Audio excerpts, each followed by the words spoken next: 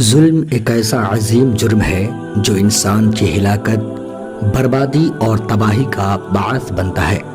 اور اسے واصل جہنم کر دیتا ہے، کیونکہ اس کا تعلق حقوق العباد سے ہے، اور حقوق العباد اس وقت تک معاف نہیں کیے جاتے جب تک مظلوم کا حق لوٹا نہ دیا جائے یا اس سے بخشوا نہ لیا جائے۔ حضرت ابو ہریرہ رضی اللہ تعالی عنہ حضور علیہ السلام کا ایک ارشاد گرامی روایت کرتے ہیں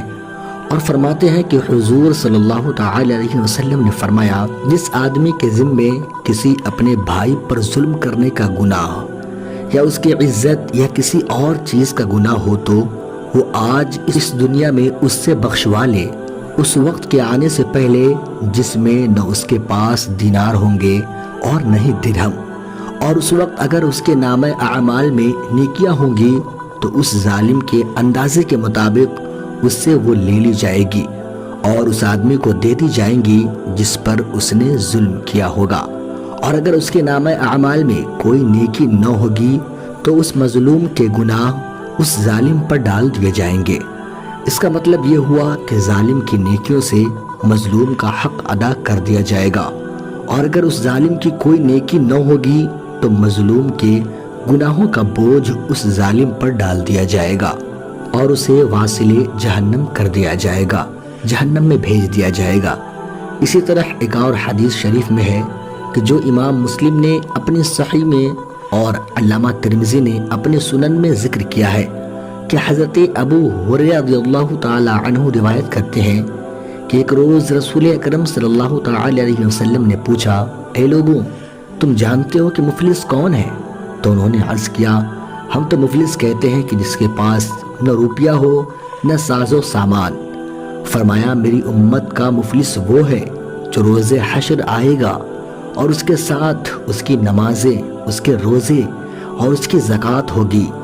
نیز وہ اس حالت میں آئے گا کہ اس نے دنیا میں کسی کو اس نے گالی دی ہو، کسی پر بہتان لگایا ہو، کسی کا ناحق مال کھایا ہو، کسی کا خون بہایا ہوگا، کسی کو مارا پیٹا ہوگا۔ ان مظلوموں کی داد رسی کرنے کے لیے ان کی نیکیاں ان لوگوں میں بانٹی جائیں گی، اور اگر مظلوموں کی حق رسی سے پہلے ان کی نیکیوں کا ذخیرہ ختم ہو گیا تو مظلوموں کے گناہ لے کر اس کے سر پر ڈال دیے جائیں گے اور پھر اسے دھکا دے کر آتش جہنم میں پھینک دیا جائے گا۔ حدیثوں کی کتاب میں مذکور ہے کہ انسان کا ظلم اور گناہ 3 طرح کا ہوتا ہے۔ نمبر 1، شرک۔ یہ وہ ظلم ہے جس کو اللہ تعالی ہرگز معاف نہیں فرمائے گا۔ اللہ تعالی کا ارشاد گرامی ہے، ان اللہ لا یغفر ان یشرک بہ ویغفر ما دون ذلک لمن یشاء، کہ بے شک اللہ تعالی نہیں بخشتا اس جرم عظیم کو کہ شرک ٹھہرایا جائے اس کے ساتھ، اور بخش دیتا ہے اس کے ماں سوا جتنے جرائم ہو جس کے لیے چاہتا ہے۔ دوستوں، شرک اللہ تعالیٰ کبھی معاف نہیں کرتا، اور شرک کے علاوہ کوئی بھی گناہ ہو تو اللہ غفور الرحیم ہے، وہ اس کی مرضی ہے، وہ معاف کر سکتا ہے۔ نمبر 2، وہ ظلم جو اللہ اور بندے کے درمیان ہے، یعنی بندہ اللہ تعالیٰ کے حقوق ادا کرنے میں کوتاہی کرتا ہے، احکام شرعیہ یعنی نماز، روزہ، حج، زکوٰۃ ادا نہیں کرتا ہے، کہ اللہ تعالیٰ کی مرضی ہے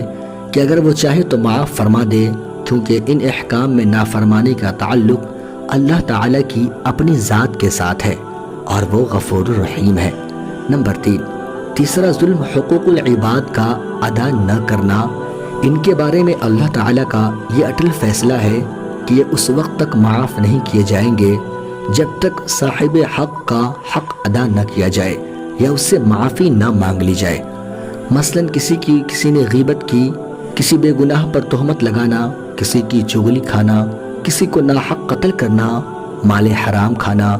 کسی کو مارنا اور گالی وغیرہ دینا، ان کی بخشش کی ایک صورت ہو سکتی ہے کہ بندہ انتہائی عاجزی، انکساری اور ندامت کے ساتھ اللہ تعالیٰ کی بارگاہ میں ان کی سزا سے بچنے کے لیے التجا کرے، تو وہ کریم کرم فرماتے ہوئے اور اپنی مہربانی سے صاحب حق کا حق ادا کر دے اور مجرم کو معاف کر دے تو وہ کر سکتا ہے۔ میمون ابن مہران ذکر کرتے ہیں کہ اگر کسی شخص نے کسی انسان پر ظلم کیا ہو اور اس کی خواہش یہ ہو کہ وہ اس مظلوم سے معافی مانگ لے، لیکن وہ مظلوم مر چکا ہو جس کی وجہ سے وہ اس سے معافی نہ مانگ سکے، تو اب اس کی بخشش کی ایک صورت یہ ہو سکتی ہے کہ وہ پنجگانہ نماز کے بعد اس آدمی کے لیے دعائے استغفار کرے اور اسے ایصال ثواب کرے، جس سے وہ خوش ہو جائے گا اور ظالم سزا سے بچ جائے گا۔ تو دوستوں، یہ تھی ہماری آج کی یہ ویڈیو کیسی لگی ہمیں کمنٹ میں ضرور بتائیں، اور ویڈیو اچھی لگی ہو تو لائک کر کے اپنے دوستوں میں بھی شیئر ضرور کریں۔ اب دیجیے مجھے اجازت، سانس باقی تو انشاءاللہ پھر سے اگلی ویڈیو لے کر آپ لوگوں کی خدمت میں حاضر رہوں گا۔ تب تک کے لیے اللہ حافظ۔